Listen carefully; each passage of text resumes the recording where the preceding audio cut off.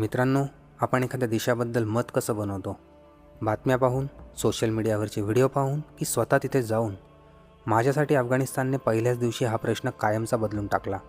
साधारण 2.5 तासांचा प्रवास केल्यानंतर मी, नाजिम भाई आणि त्यांची सून आम्ही पोचलो अफगाणिस्तानच्या पहिल्या मोठ्या शहरात, हेरात. मागच्या भागात सांगितल्याप्रमाणे शहरात प्रवेश करण्याआधी आम्ही 2-3 तालिबान चेकपोस्ट पार केले होते, पण आश्चर्य म्हणजे एकाही ठिकाणी आम्हाला थांबवलं नव्हतं. आता मात्र माझ्यासमोर एक नवीन प्रश्न उभा राहिला होता. आता हॉटेल कुठे शोधायचं? कारण इराण असो किंवा अफगाणिस्तान, इथे ऑनलाईन हॉटेल बुकिंग जवळजवळ अशक्यच आहे. शहरात प्रवेश करताच एक वेगळीच दुनिया दिसू लागली.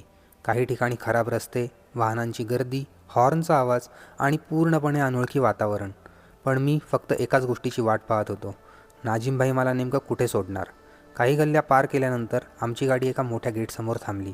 नाजिम भाई म्हणाले, आओ विशाल भाई. मी माझ्या बॅगा घेतल्या आणि त्यांच्या मागे आत शिरलो. पहिल्या क्षणी मला असं वाटलं बहुतेक ते मला त्यांच्या घरी घेऊन आले असावेत. पण आत शिरताच एक भली मोठी मोकळी जागा दिसली. काही झाडं आणि मधोमध एक मोठा झुला. मी त्यांना विचारलं, ये आपका घर आहे? ते हसले आणि म्हणाले, नाही, हे आमचं फार्म हाऊस आहे. घर अजून दुसरीकडे आहे. मी अक्षरशः थक्क झालो. कारण आपण अफगाणिस्तानबद्दल नेहमी काय पाहिलं आहे? युद्ध, बॉम्ब, बंदुका आणि गरिबी. पण माझ्यासमोर काय होतं? एक आलिशान गाडी, मोठंसं फार्म हाऊस आणि एक आर्थिकदृष्ट्या सक्षम अफगाणी कुटुंब. त्या क्षणी माझे अनेक गैरसमज सुटायला सुरुवात झाली होती. साधारण 10 मिनिटांनी पुन्हा एक मोठी गाडी आली. नाजिमभाई म्हणाले, चलो विशालभाई. मी पुन्हा गाडीत बसलो. यावेळी त्यांचा भाचा आम्हाला घेण्यासाठी आला होता. आता आम्ही नेमके कुठे चाललो होतो मला काहीच कल्पना नव्हती. पण आता खरं सांगायचं तर मला एकच गोष्ट हवी होती, ती म्हणजे एक हॉटेल आणि थोडासा आराम. मी नाजिमभाईंना म्हणालो, मला एखाद्या हॉटेलवर सोडा. हे ऐकताच ते माझ्याकडे पाहून हसले आणि म्हणाले, हॉटेल? विशाल भाई, अभी आप हमारे मेहमान हो. आपको हम होटल में कैसे रहने देंगे? आप हमारे घर चलिए. जितने दिन रहना है रहिए, कोई मुश्किल नाही.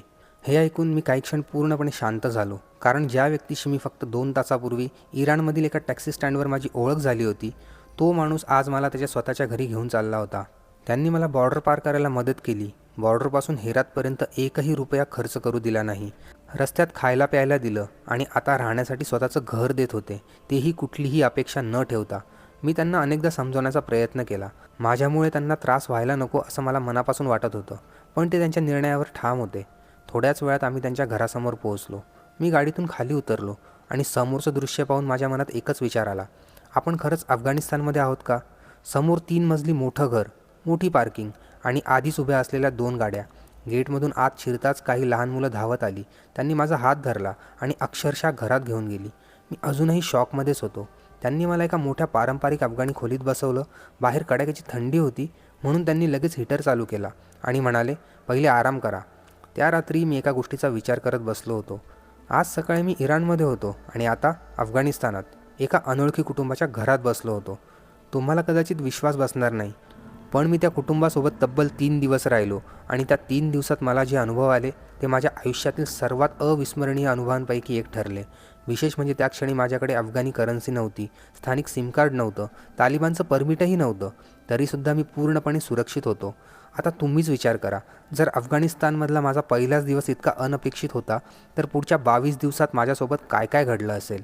जर तुम्हाला हा प्रवास आवडत असेल आणि पुढचा भाग चुकवायचा नसेल, तर आत्ताच आपल्या MTW मराठी ट्रॅव्हल वर्ल्ड या यूट्यूब चॅनलला सबस्क्राईब करा. आणि जर तुम्हाला अफगाणिस्तानचा हा संपूर्ण प्रवास, फोटो, अनुभव, इतिहास आणि अनेक न सांगितलेल्या गोष्टींसह अधिक सविस्तर वाचायचा असेल, तर माझं नाशिककर इन अफगाणिस्तान हे पुस्तक आता ॲमेझॉनवरती उपलब्ध आहे आणि पुस्तकाची लिंक डिस्क्रिप्शनमध्ये दिलेली आहे. लवकरच भेटूया पुढच्या भागात. तोपर्यंत जय हिंद, जय महाराष्ट्र.